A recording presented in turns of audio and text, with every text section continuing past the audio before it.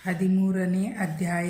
ರೋಗಗಳನ್ನು ಗುಣಪಡಿಸಿದುದು ಭೀಮಾಜಿ ಬಾಳಶಿಂಪಿ, ಬಾಪು ಸಾಹೇಬ್ ಬೂಟಿ, ಆಳಂದಿ ಸ್ವಾಮಿ, ಕಾಕಾ ಮಹಜನಿ, ಹರ್ದಾ ಪಟ್ಟಣದ ದತ್ತೋಪಂತ. ಮಾಯೆಯ ಅಗಾಧ ಶಕ್ತಿ.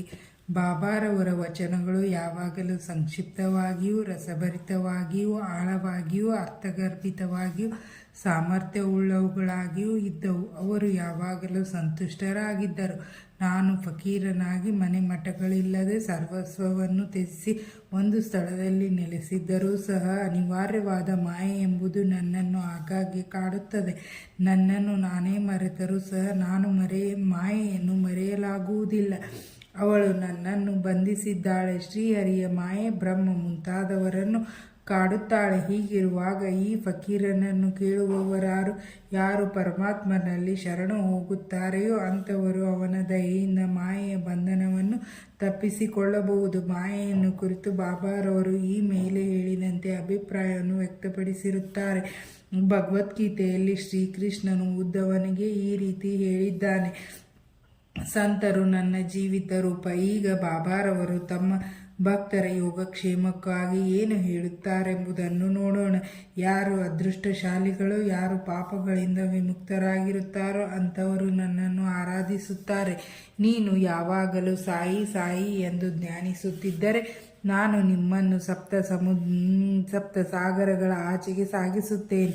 ನನ್ನ ವಚನಗಳಲ್ಲಿ ನಂಬಿಕೆ ಇಟ್ಟರೆ ಒಳ್ಳೆಯದಾಗುತ್ತದೆ. ನನ್ನ ಆರಾಧನೆಗೆ ಪೂಜಾ ಸಾಮಗ್ರಿಗಳ ಅವಶ್ಯಕತೆ ಇಲ್ಲ. ಪರಿಶುದ್ಧವಾದ ಭಕ್ತಿ ಒಂದೇ ಸಾಕು ಎಂದು ಬಾಬಾ ಹೇಳಿರುತ್ತಾರೆ. ಭೀಮಾಜಿ ಪಾಟೀಲ್, ಪುಣೆ ಜಿಲ್ಲೆಯ ಜುನ್ನೂರ್ ತಾಲೂಕಿಗೆ ಸೇರಿದ ನಾರಾಯಣಗಾಂವದ ಭೀಮಾಜಿ ಪಾಟೀಲ್ ಅವರಿಗೆ ಆಗಾಗ್ಗೆ ಎದೆ ನೋವು ಬರುತ್ತಿತ್ತು. ನಂತರ ಅದು ಕ್ಷಯಕ್ಕೆ ತಿರುಗಿತು. ಅವರು ತೆಗೆದುಕೊಳ್ಳದೇ ಇದ್ದ ಔಷಧವೇ ಉಳಿಯಲಿಲ್ಲ. ಆದರೂ ರೋಗ ಗುಣವಾಗಿರಲಿಲ್ಲ. ನಂತರ ಬದುಕುವ ಭರವಸೆಯನ್ನು ತೊರೆದು ಅವರು ಭಗವಂತನನ್ನು ಪ್ರಾರ್ಥಿಸಿದರು. ಸ್ಥಿತಿಗತಿಗಳು ಚೆನ್ನಾಗಿರುವಾಗ ನಾವು ಭಗವಂತನನ್ನು ಸ್ಮರಿಸುವುದಿಲ್ಲ. ಕಷ್ಟ ಕಾರ್ಪಣ್ಯಗಳು ತಲೆದೋರಿದಾಗ ಮಾತ್ರ ಭಗವಂತನ ನೆನಪು ಬರುತ್ತದೆ. ಇದು ಮಾನವನ ಸಹಜ ಸ್ವಭಾವ. ಅಂತೆಯೇ ಭೀಮಾಜಿಯವರು ಸಹ ಈ ವಿಷಯದಲ್ಲಿ ಬಾಬಾರವರ ಪರಮ ಭಕ್ತರಾದ ನಾನಾ ಸಾಹೇಬ್ ಚಾಂದೋದ್ಕರ್ ಅವರ ಸಲಹೆ ಕೇಳುವ ಬಯಕೆ ಅವರಲ್ಲಿ ಮೂಡಿತು. ಮರುದಿನವೇ ಅವರಿಗೆ ಎಲ್ಲ ಸಮಾಚಾರವನ್ನು ಪತ್ರಮುಖೇನ ತಿಳಿಸಿದರು. ಅದಕ್ಕೆ ಬಾಬಾರವರ ಚರಣಾರವಿಂದಗಳಲ್ಲಿ ಮೊರೆ ಹೋಗುವುದೊಂದೇ ಸರಿಯಾದ ಮಾರ್ಗವೆಂದು ನಾನಾ ತಿಳಿಸಿದರು. ನಾನಾರವರ ಸಲಹೆಯನ್ನು ಒಪ್ಪಿ ಪಾಟೀಲರು ಶಿರಡಿಗೆ ಪ್ರಯಾಣ ಬೆಳೆಸಿದರು. ಬಾಬಾರವರಲ್ಲಿಗೆ ಅವರನ್ನು ಕರೆತರಲಾಯಿತು. ಆ ಸಮಯದಲ್ಲಿ ಬಾಬಾರವರ ಹತ್ತಿರ ನಾನಾ ಚಾಂದೋದ್ಕರ್ ಮತ್ತು ಶ್ಯಾಮ್ ಇವರು ಇದ್ದರು.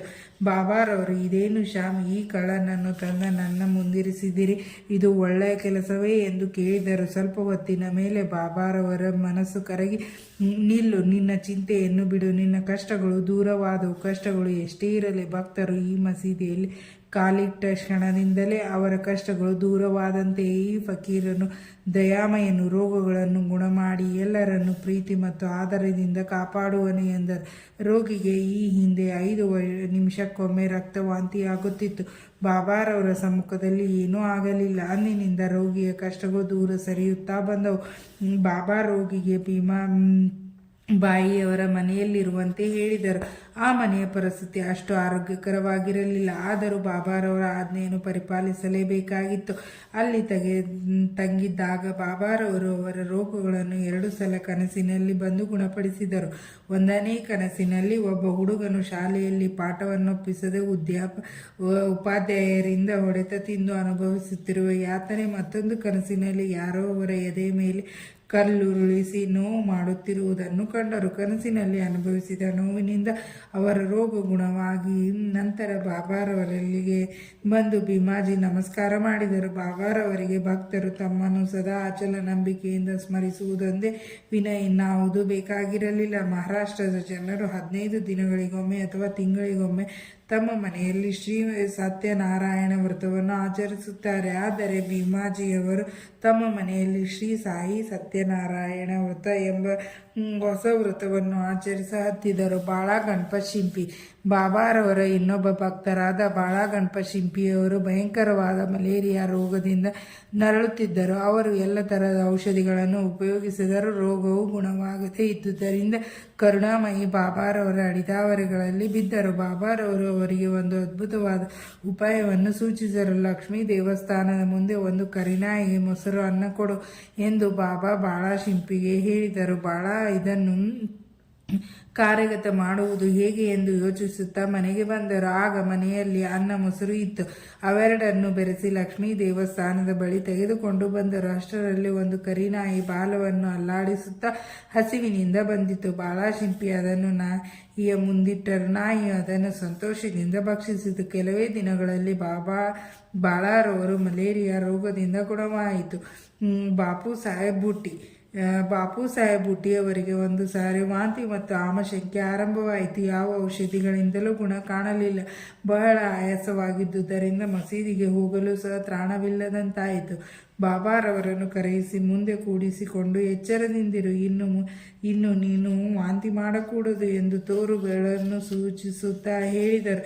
ಅಂದಿನಿಂದ ಅವರ ವಾಂತಿ ಮತ್ತು ಬೇದಿ ನಿಂತಿತು. ಇನ್ನೊಂದು ಸಂದರ್ಭದಲ್ಲಿ ಅವರಿಗೆ ಕಾಲರಾ ಜಾಡ್ಯವು ಅಂಟಿಕೊಂಡಿತು. ಬಹಳ ಬಾಯಾರಿಕೆಯಿಂದ ಬಳಲುತ್ತಿದ್ದರು. ಡಾಕ್ಟರ್ ಪಿಳ್ಳೆರವರು ಅವರಿಗೆ ಅನೇಕ ಔಷಧಿಗಳನ್ನು ಕೊಟ್ಟರೂ ಗುಣ ಕಂಡು ಬರಲಿಲ್ಲ.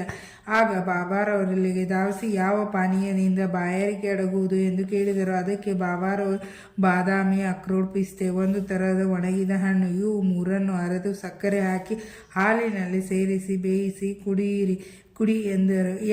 ಯಾವ ವೈದ್ಯರಾದರೂ ಕೇಳಿದರೆ ಇದು ರೋಗಗಳನ್ನು ಹೆಚ್ಚಿಸುತ್ತದೆ ಎಂದು ಹೇಳಬಹುದು. ಆದರೆ ಅವರು ಬಾಬಾರವರ ಆಜ್ಞೆಯಂತೆ ಪರಿಪಾಲಿಸಲೇಬೇಕಾಗಿತ್ತು. ಈ ಔಷಧಿ ತಯಾರಿಸಿ ಕುಡಿದರು. ಅವರ ರೋಗ ಗುಣವಾಯಿತು. ಆನಂದಿಯ ಸ್ವಾಮಿಗಳೊಬ್ಬರು ಬಾಬಾರವರ ದರ್ಶನಾಕಾಂಕ್ಷಿತರಾಗಿ ಒಮ್ಮೆ ಶಿರ್ಡಿಗೆ ಬಂದರು. ಅವರಿಗೆ ಕಿವಿ ನೋವಿನಿಂದ ರಾತ್ರಿಯೆಲ್ಲ ನಿದ್ದೆ ಬರುತ್ತಿರಲಿಲ್ಲ. ಅವರಿಗೆ ಶಸ್ತ್ರಚಿಕಿತ್ಸೆ ಸಹ ಆಗಿದ್ದಿತ್ತು, ಆದರೂ ಗುಣವಾಗಿರಲಿಲ್ಲ. ನೋವು ಬಲವಾಗಿ ಏನು ಮಾಡಲು ತೋಚಲಿಲ್ಲ. ಅವರು ಬಾಬಾರವರ ದರ್ಶನ ಪಡೆಯಲು ಬಂದರು. ಆಗ ಶ್ಯಾಮವರು ಸ್ವಾಮಿಯವರ ಕಿವಿ ನೋವು ಹೋಗುವಂತೆ ಏನಾದರೂ ಮಾಡಿರಿ ಎಂದು ಬಾಬಾರವರಲ್ಲಿ ಬೇಡಿದರು. ಆಗ ಬಾಬಾರವರು ಅಲ್ಲಾ ಅಚ್ಚಾ ಕರೆಗ, ದೇವರು ಒಳ್ಳೆಯದನ್ನು ಮಾಡುತ್ತಾನೆ ಎಂದು ಸಮಾಧಾನಪಡಿಸಿದರು. ಸ್ವಾಮಿಯವರು ಪುಣೆಗೆ ಹೋದ ಒಂದು ವಾರದ ನಂತರ ಕಿವಿ ನೋವು ಗುಣವಾಗಿದೆ ಎಂದು ಪತ್ರ ಬರೆದರು. ಹೀಗಿತ್ತು ಬಾಬಾರವರ ಮಾತಿನ ಪ್ರಭಾವ. ಕಾಕಾ ಮಹಾಜನಿ ಇನ್ನೊಬ್ಬ ಭಕ್ತರಾದ ಕಾಕಾ ಮಹಾಜನಿಯವರು ಅತಿಸಾರ ರೋಗದಲ್ಲಿ ನರಳುತ್ತಿದ್ದರು. ಬಾಬಾರವರ ಸೇವೆಗೆ ಭಂಗ ಬಾರದಂತೆ ಮಸೀದಿಯ ಮೂಲೆಯಲ್ಲಿ ನೀರನ್ನು ಇಟ್ಟುಕೊಂಡು ಆಗಾಗ್ಗೆ ಹೊರಗೆ ಹೋಗಿ ಬರುತ್ತಿದ್ದರು. ಬಾಬಾರವರಿಗೆ ಇದು ಗೊತ್ತಿತ್ತು. ಅವರೇ ಗುಣ ಮಾಡುತ್ತಾರೆಂದು ಸುಮ್ಮನಿದ್ದು ಬಾಬಾರವರಿಗೆ ತಿಳಿಸಿರಲಿಲ್ಲ. ಮಸೀದಿಯ ಎದುರಿನಲ್ಲಿ ಕಲ್ಲು ಮಂಚು ಹಾಕುವ ಕೆಲಸ ಸಾಗುತ್ತಿದ್ದಾಗ ಬಾಬಾರವರು ಇದ್ದಕ್ಕಿದ್ದಂತೆ ವೃದ್ಧಿಕ್ತರಾಗಿ ಜೋರಾಗಿ ಕೂಗಿಕೊಂಡರು. ಅಲ್ಲಿದ್ದವರೆಲ್ಲರೂ ಹೆದರಿ ಓಡಿ ಹೋದರು. ಕಾಕಾರವರು ಮಾತ್ರ ಅವರ ಕೈಗೆ ಸಿಕ್ಕಿ ಬಿದ್ದರು. ಈ ಗಲಾಟೆಯಲ್ಲಿ ಯಾರೋ ಒಂದು ಕಡಲೆಕಾಯಿಯ ಚೀಲವನ್ನು ಅಲ್ಲಿಯೇ ಬಿಟ್ಟು ಹೋಗಿದ್ದರು.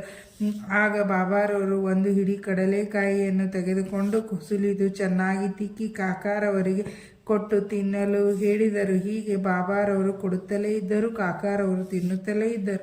ನಂತರ ಬಾಬಾರವರು ಬಾಯಾರಿಕೆಯಾಗಿದೆ ಎಂದು ಹೇಳಿ ನೀರು ತರಲು ಹೇಳಿದರು. ಕಾಕಾರವರು ನೀರು ತಂದು ಕೊಡಲು ಬಾಬಾ ತಾವು ಸ್ವಲ್ಪ ಕುಡಿದು ಕಾಕಾರವರಿಗೂ ಕುಡಿಯಲು ಹೇಳಿದರು. ಕಾಕಾರವರು ಸಹ ಸ್ವಲ್ಪ ನೀರನ್ನು ಕುಡಿದರು. ಆಗ ಬಾಬಾರವರು, ನಿನ್ನ ರೋಗ ಗುಣವಾಯಿತು, ಕಲ್ಲು ಮಂಚು ಹಾಕುವ ಕೆಲಸವನ್ನು ಆರಂಭ ಮಾಡಬಹುದು ಎಂದರು. ನಂತರ ಓಡಿ ಹೋಗಿದ್ದವರೆಲ್ಲ ಹಿಂತಿರುಗಿ ಕೆಲಸವನ್ನು ಆರಂಭ ಮಾಡಿದರು. ಅತಿಸಾರ ರೋಗಕ್ಕೆ ಕಡಲೆಕಾಯಿ ಔಷಧವೇ? ವೈದ್ಯರ ಅಭಿಪ್ರಾಯದಲ್ಲಿ ಕಡಲೆಕಾಯಿ ತಿನ್ನುವುದರಿಂದ ಅತಿಸಾರ ಹೆಚ್ಚಾಗುತ್ತದೆ. ಇದಲ್ಲವೇ ಬಾಬಾರವರ ಲೀಲೆ. ಹರ್ದಾದ ದತ್ತೋಪಂತರೆಂಬುವರೊಬ್ಬರು 14 ವರ್ಷಗಳ ಕಾಲ ಹೊಟ್ಟೆ ಶೂಲೆಯಿಂದ ನರಳುತ್ತಿದ್ದರು. ಯಾವ ಔಷಧಿಗಳಿಂದಲೂ ಗುಣವಾಗಿರಲಿಲ್ಲ. ಬಾಬಾರವರ ಹೆಸರನ್ನು ಕೇಳಿ ಶಿರ್ಡಿಗೆ ಬಂದರು. ಬಾಬಾರವರು ದಯಾಪೂರಿತ ದೃಷ್ಟಿಯಿಂದ ಅವರನ್ನು ನೋಡಿ ಅವರ ಮಸ್ತಕದ ಮೇಲೆ ಕೈಯಿಟ್ಟು ಆಶೀರ್ವದಿಸಿ ಊದಿ ಪ್ರಸಾದವನ್ನು ನೀಡಿದರು. ಅಂದಿನಿಂದ ಅವರ ಹೊಟ್ಟೆ ಶೂಲೆ ನಿವಾರಣೆಯಾಯಿತು. ಮಾಧವರಾವ್ ದೇಶಪಾಂಡೆ ಒಮ್ಮೆ ಹೊಟ್ಟೆ ಶೂಲೆಯಿಂದ ನರಳುತ್ತಿದ್ದವ ಅವರಿಗೆ ಬಾಬಾ ಸೋನಾಮುಖಿ ಕಷಾಯ ಕುಡಿಯುವಂತೆ ಅದರಂತೆ ಆ ಕಷಾಯ ಕುಡಿಯಲು ರೋಗ ಗುಣವಾಯಿತು. 2 ವರ್ಷಗಳ ನಂತರ ರೋಗ ಮತ್ತೆ ತಲೆದೋರಿತು. ಆ ಸಾರಿ ಬಾಬಾರವರು ವಿಚಾರಿಸಿದ ಪುನಃ ಅದೇ ಕಷಾಯ ಮಾಡಿ ಶಾಮ್ ಕುಡಿದರು. ಆದರೆ ಆಗ ಹೊಟ್ಟೆ ಶೂಲೆ ಹೆಚ್ಚಾಯಿತು. ನಂತರ ಬಾಬಾರವರ ದಯೆಯಿಂದ ಗುಣವಾಯಿತು. ಕಾಕಾ ಮಹಾಜನಿಯವರ ಅಣ್ಣಂದಿರೊಬ್ಬರಿಗೆ ಒಂದು ಸಾರಿ ಹೊಟ್ಟೆ ನೋವು ಆರಂಭವಾಯಿತು. ಅವರು ಬಾಬಾರವರ ಕೀರ್ತಿಯನ್ನು ಕೇಳಿ ಶಿರ್ಡಿಗೆ ಬಂದು ರೋಗಗಳನ್ನು ಗುಣಮಾಡುವಂತೆ ಬೇಡಿದರು. ಬಾಬಾರವರ ಉದರವನ್ನು ಮುಟ್ಟಿ ದೇವರು ಗುಣ ಮಾಡುತ್ತಾನೆ, ಚಿಂತಿಸಬೇಡ ಎಂದರು. ಅಂದಿನಿಂದ ಹೊಟ್ಟೆ ನೋವು ಗುಣವಾಗಿ ಪುನಃ ನೋವು ಬರಲೇ ಇಲ್ಲ. ನಾನಾ ಸಾಹೇಬ್ ಚಾಂದೋದ್ಕರ್ ಅವರಿಗೂ ಒಂದು ಸಾರಿ ಅತಿಯಾದ ಹೊಟ್ಟೆ ನೋವು ಆರಂಭವಾಯಿತು. ಯಾವ ಔಷಧಿಗಳಿಂದಲೂ ಗುಣವಾಗಲಿಲ್ಲ. ಅನಂತರ ಬಾಬಾರವರಲ್ಲಿಗೆ ಬಂದು ಕೇಳಿದರು. ಬಾಬಾರವರು ಬರ್ಫಿಯನ್ನು ತುಪ್ಪದಲ್ಲಿ ಸೇರಿಸಿ ತಿನ್ನು ಎಂದರು. ಈ ಔಷಧಿಯಿಂದ ಅವರ ಹೊಟ್ಟೆ ನೋವು ಗುಣವಾಯಿತು. ಇವುಗಳನ್ನು ಕೂಲಂಕುಷವಾಗಿ ಪರಿಶೀಲಿಸಿದರೆ ರೋಗಗಳನ್ನು ಗುಣಪಡಿಸಿದುದು ಬಾಬಾರವರ ಮೃದು ನುಡಿಗಳೇ ಹೊರತು ಔಷಧಿಗಳಲ್ಲ ಎಂದು ನಾವು ಮನಗಾಣಬಹುದು. ಶ್ರೀ ಸಾಯಿ ಪ್ರಣಾಮ. ಇಲ್ಲಿಗೆ 13ನೇ ಅಧ್ಯಾಯ ಮುಕ್ತಾಯವಾಯಿತು.